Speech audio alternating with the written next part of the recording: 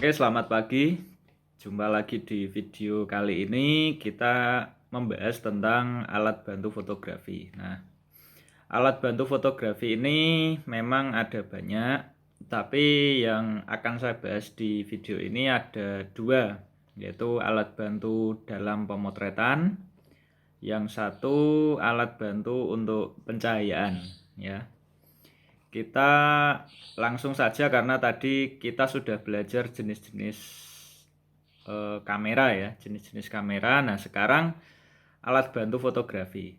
Kenapa kok alat bantu? Karena pada saat memotret itu kan ketika kita membidik suatu objek. Ya kalau teknik kita benar, tapi kalau teknik kita merasa kurang pada saat hasilnya memotret, kita lihat kok kurang. Misalkan kalian memotret tapi hasilnya itu pencahayaannya terlalu banyak atau ngeflare ya, istilahnya ngeflare. Nah, itu kita harus punya beberapa alat bantu dalam pemotretan tersebut. Nah, alat bantunya apa aja? Mari kita bahas. Yang pertama memang kegunaannya pada saat pemotretan. Nah, itu kita punya alat bantu. Alat bantunya mungkin ini bisa kalian catat di rumah kalian masing-masing. Yang pertama filter. Ya, filter itu bentuknya seperti ini. Nah, seperti ini. Filter ini namanya filter ya. Filter itu kan menyaring. Kalau kalian tahu rokok filter, ya, rokok filter. Nah, filter ini kan menyaring. Tapi eh, di sisi lain rokok itu kan menyaring asap. Tapi kalau di sini filter itu berfungsi untuk menyaring cahaya yang masuk sehingga menimbulkan efek-efek yang kita inginkan. Ya, suatu contoh filter ini memang ada beberapa. Kalau saya dulu mempraktekannya pakai filter yang warna. Jadi ketika saya memilih filter dengan warna kuning, ya, maka objek yang saya bidik, ya itu hasilnya akan terlihat seperti foto-foto ya zaman dulu kayak efek-efek sepia seperti itu, ya. Itu sebagian contoh. Kalau filter itu ada banyak macam, ya, terutama bentuk. Bentuk itu yang sering kali kita gunakan itu bentuknya circle atau lingkaran. Jadi kalau circle itu memang mau tidak mau kita harus menyesuaikan ini apa namanya diameter lensa. Ya. Filter ada banyak, ada filter PL untuk memekatkan warna atau mungkin mengurangi sinar ultraviolet atau memberi efek warna yang tadi saya contohkan. Untuk melembutkan objek juga bisa. Ya, filter ini banyak macamnya. Intinya memberikan efek, kesan efek, efek-efek tertentu. Ya. Terus yang berikutnya yang kedua, ini ada tudung lensa. Nah, kalau kalian tahu tudung ya, tudung. Tudung itu kayak apa ya? Kayak penutup. Fungsinya tahu ya? Fungsinya tentu saja untuk menghilangkan cahaya yang tidak kita inginkan. Ya. Kalau tidak pakai tudung, Mbak, kalau tidak pakai tudung sih biasanya ini hasil foto kita itu ngeflare. Ngeflare itu dalam arti cahaya yang masuk itu sangat sangat apa ya? Sangat berlebihan. Nah, alat ini memang berguna sekali terutama pada saat kalian memotret sebuah objek tapi berhadapan langsung dengan cahaya matahari. Nah, kita kan tahu cahaya matahari kan apa istilahnya? Cahayanya kuat ya. Nah, maka dari itu untuk menyikapinya paling enggak saya biasanya cenderung membelakangi cahaya ya. Tapi kalau di momen-momen tertentu, misalkan ada fotografer yang eh, memotret suasana pada satu upacara bendera. Nah, kebetulan pembina upacaranya itu terkena cahaya matahari yang terbit dari arah timur ya. Nah, itu mau tidak mau kita harus membidik pembina itu. Nah, kita harusnya menggunakan itu tadi tudung lensa ya untuk melindungi lensa dari cahaya yang berlebihan itu tadi. Ya, seperti itu. Tudung lensa bentuknya apa, Pak? Bentuknya gimana? Nah, seperti ini. Nah, ini tudung lensa ya. Terus berikutnya untuk alat bantu pemotretan itu ada tripod ya. Tripod kita tahu sendiri ya, bentuknya ya namanya tri. Tri itu kan artinya 3. Tripod ini alat penyangga yang mempunyai kaki 3 gini ya. Makanya disebut tripod ya. Tripod ini mempunyai dudukan kamera ya. Kameranya ditaruh di atas dan kaki tripod ini bisa diatur sedemikian rupa tergantung permukaan tanah atau mungkin rumput ya. Kalau datar sih tidak masalah, kita tidak terlalu mengubah settingan. Tapi beda halnya ketika kita memotretnya di area yang terjal atau miring itu. Itu kan kaki-kakinya bisa diatur panjang pendeknya itu. Dan di tripod ini ada waterpass. Jadi waterpass ini sebagai penyeimbang. Ya, penyeimbang bahwa tripod ini benar-benar kedudukannya rata gitu. Di situ ada gelembung, cairan gelembung itu untuk mengukur kerataan permukaan dari sebuah tripod ini ya. Tripod ini berguna agar atau untuk sebagai penyangga kamera agar tidak terjadi guncangan. Nah, mungkin kalian pernah memotret pakai HP, meskipun pakai HP ya. Ketika kalian memotret pakai HP itu kan saya yakin kalian tidak bisa setenang seperti ini, pasti ada goyang-goyangin. Nah, untuk menyikapi itu, bila terjadi seperti itu, kalian harus membutuhkan tripod. Ya. Gitu ya. Terus selanjutnya, alat bantu selanjutnya yang nomor 4, ini disebut dengan monopod. Nah, monopod ini hampir sama. Fungsinya sama dengan tripod tadi untuk penyangga kamera, biar tidak terjadi goncangan. Tapi ciri khasnya monopod ya, namanya mono ya, mono itu kan satu. Dia hanya punya satu kaki. Ya. Dia hanya punya satu kaki. Terus yang berikutnya ini sebenarnya sering kalian gunakan, terutama untuk keperluan selfie ya, baik itu cewek maupun cowok. Ada lagi namanya tongsis. Nah, tongsis ini memang penyangganya cuma satu, tapi bisa dibawa dengan tangan ya. Kalau tripod monopod itu harus di permukaan tanah ya, itu bisa dipasang seperti itu. Tapi kalau tongsis itu memang harus dipegang ya. Pegangnya bisa satu tangan atau 2 tangan gini, biasanya kan menghadap ke atas atau menghadap ke bawah ya, sama saja.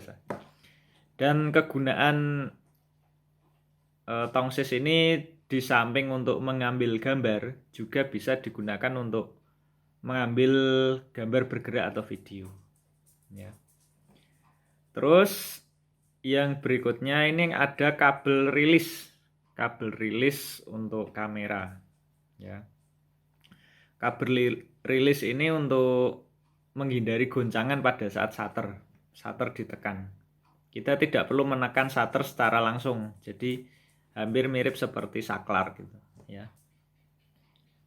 Terus yang berikutnya eh, kalau kalian ingin membuat foto buatan tuh maksudnya gini, kita tidak memanfaatkan alam, kita bisa menggunakan background, ya.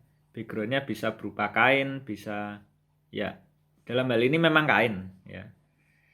Ini memang diprioritaskan untuk fotografer yang objek utamanya diletakkan di dalam ruangan atau indoor, ya. Di lab standar 3 multimedia sekolah kita itu ada kain yang berwarna hitam dan putih, ya. Sebenarnya ada banyak. Kalau foto RT, misalkan foto KTP, itu kan butuh background yang background yang warnanya merah, ya. Ada juga warnanya biru.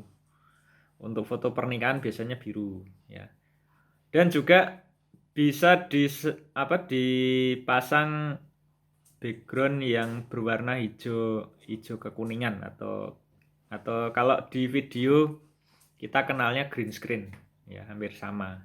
Itu bisa, atau blue screen, ya sama saja lah.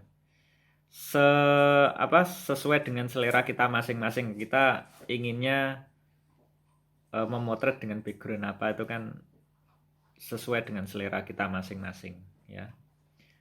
Terus untuk memasang background yang tadi, kita juga perlu tiang penyangga, ya, atau stand background. Nah, stand background ini minimal ada dua stand, yaitu di kanan maupun kiri. Di tengah-tengahnya itu nanti bisa kita pasang background berupa kain itu. Dan alat ini bisa dinaik turunkan, ya. Nah, seperti ini. Bentuknya seperti ini, ya hampir sama, ya. Oke, nah itu tadi sekilas tentang alat bantu pada saat pemotretan. Nah, dan yang berikutnya ini beda lagi, kita sudah masuk ke alat bantu pencahayaan, ya. Seperti kita tahu, pengertian fotografi itu kan melukis dengan bantuan cahaya. Nah, kamera itu juga sebenarnya peka cahaya, tapi untuk teknis, ya, cahaya itu sangat penting diperuntukkan untuk fotografi, ya. Alat bantu pencahayaan ini yang pertama, ini bisa kalian catat, itu ada berupa flash atau bleed, ya. Flash atau bleed. Nah, kalian pasti yang menggunakan kamera smartphone atau ponsel, kalian pernah enggak? Misalkan, ya, di situ kan ada simbolnya petir. Nah, petir itu flash, ya. Jadi kalau itu diaktifkan di HP itu nanti kita bisa mengatur cahaya. Jadi ketika objek yang kita bidik, ya, katakanlah flashnya atau bleednya itu diotomatis, dia akan mendetek objeknya ini cahayanya sudah pas atau belum. Kalau cahayanya belum pas, dia akan bersinar, ya, seperti kilatan gitu, ya. Dan nanti ketika sudah dipotret itu hasilnya akan lebih terang. Cahaya itu akan mendapat cahaya, objeknya akan mendapat cahaya yang sesuai dengan kapasitasnya itu, ya. Terus ada lagi, memang kita harus butuh flash ketika misalkan objek yang kita potret itu pada saat di malam hari, ya. Tahu sendiri malam hari itu kan ya juga gelap. Nah, kita harus kita harus memanfaatkan bleed itu untuk menghasilkan foto yang kita inginkan. Tapi jeleknya untuk bleed, ya, ini menurut saya pribadi, kalau foto di malam hari itu saya rasa kurang pas. Karena apa? Karena ya itu tadi, kebanyakan mata kita, ya, pada saat dipotret menggunakan bleed. Kalian sadari apa enggak, ini terserah ya, ini menurut saya pribadi. Pernah enggak mata kalian ketika hasil fotonya sudah ada, kalian lihat itu kayak mata kucing? Nah, itu memang kalau saya kurang sreg kalau memotret di malam hari. Alangkah lebih baiknya kalau kita memotretnya tuh di pagi hari, siang atau malam. Siang atau sore, pagi, siang, sore, maaf. Kalau malam saya rasa kurang cocok. Ya tergantung. Kalau cahaya dari depan memang jelek, yang mata kita memang akan tampak seperti mata kucing, mata anjing seperti itu. Malah lebih kesannya lebih menyeramkan. Ya. Oke, terus yang berikutnya ya ada strobo. Strobo itu bentuknya ini. Ya. Memang lebih mirip dengan flash, tapi bentuknya lebih besar dan cahaya yang dihasilkan juga lebih besar. Ya. Ini strobo dapat menyimpan cahaya dengan sumber tenaga berasal dari listrik AC atau baterai kering. Ya. Seperti ini. Strobo ini dapat diaktifkan dengan cara menghubungkan kabel sinkro langsung dari strobo ke kamera. Kekuatan cahayanya bisa kita atur sesuai selera kita. Ya. Ini biasanya lebih banyak digunakan untuk pemotretan di indoor atau di dalam ruangan. Ya, kalau kalian kemarin PI di tempat-tempat studio pemotretan pasti ada ini. Ya, tuh. Terus yang berikutnya ada payung reflektor. Nah, payung reflektor ini memang ya seperti payung, tapi jangan beranggapan kalian menganggap payung itu sama saja, tidak. Ya, payung ini khusus. Biasanya warnanya itu kalau ndak hitam, putih, abu-abu. Abu-abu atau mungkin perak. Ya, itu. Reflektor ini untuk memantulkan cahaya. Jadi cahaya dari bleed. Ya, kalian pernah ini ndak? Kalau kalian PI di tempat studio fotografi pasti tahu. Ya. Payung yang menghadap ke sini itu biasanya berhadapan dengan flash ya. Dan flash ini ketika mengeluarkan cahaya payung ini sebagai reflektor. Jadi memantul cahaya ke objek yang dibidik. Ya. Itu reflektor ya. Ada juga payung yang menghasilkan cahaya emas, itu bisa juga. Jadi menghasilkan cahaya yang hangat ya. Sumber cahaya ini biasanya dari strobo. Strobo, flash juga ada ya. Terus berikutnya alat pencahayaan berikutnya ada reflektor. Nah, reflektor ini memang fungsinya sama sebagai pemantul cahaya, tapi kalau reflektor ini bentuknya flat, jadi datar. Jadi ada yang warnanya putih, perak atau emas. Dan biasanya bentuknya lingkaran. Ya, bentuknya lingkaran. Nah, mungkin seperti inilah kira-kira. Nah, reflektor ya. Bentuknya sekali lagi lingkaran. Dan kita juga sebenarnya bisa mengantisipasi ketika kita tidak punya reflektor. Jadi biasanya kita pakainya styrofoam karena styrofoam itu juga sifatnya mengkilap, bisa sebagai pemantul cahaya ya. Mungkin kalau kalian istilahnya tidak ada biaya untuk membeli reflektor, biasanya sekolah-sekolah multimedia yang lain tuh pakainya itu styrofoam, tapi styrofoam yang tebal, bukan yang tipis. Ya sebenarnya yang tipis bisa, cuman kan kalau kita memotret di area terbuka, itu kan biasanya ada angin. Kalau styrofoamnya tipis biasanya kan tidak kuat melawan angin, bahkan itu bisa sampai patah. Ya.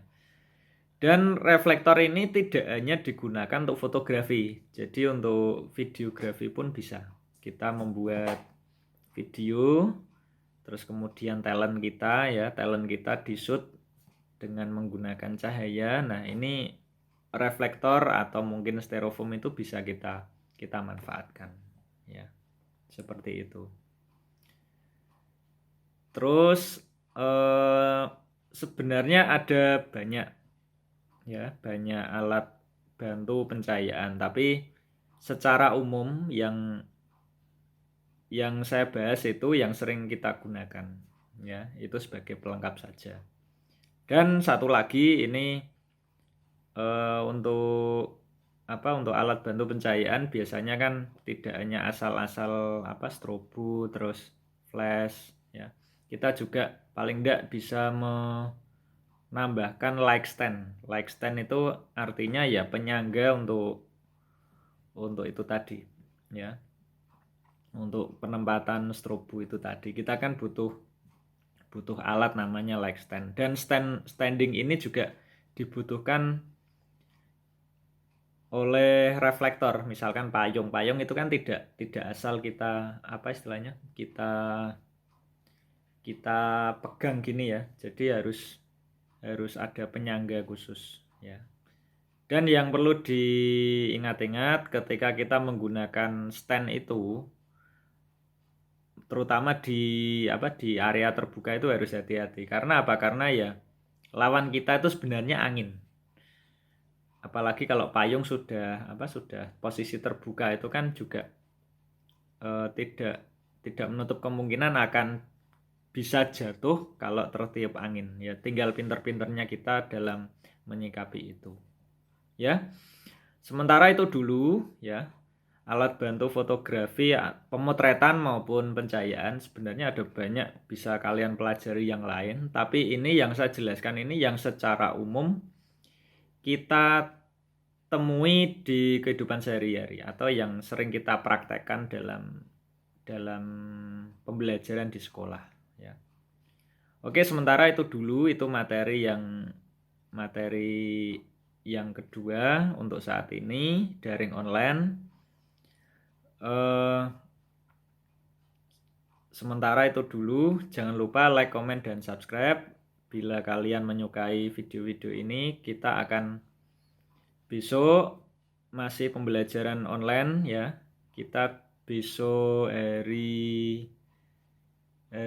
Sabtu, ya. Sabtu kita akan belajar tentang animasi. Kita melanjutkan animasi yang kemarin, animasi 2D, ya. Ya, sementara itu kurang lebihnya mohon maaf. Kita jumpa lagi di video berikutnya, ya. Terima kasih.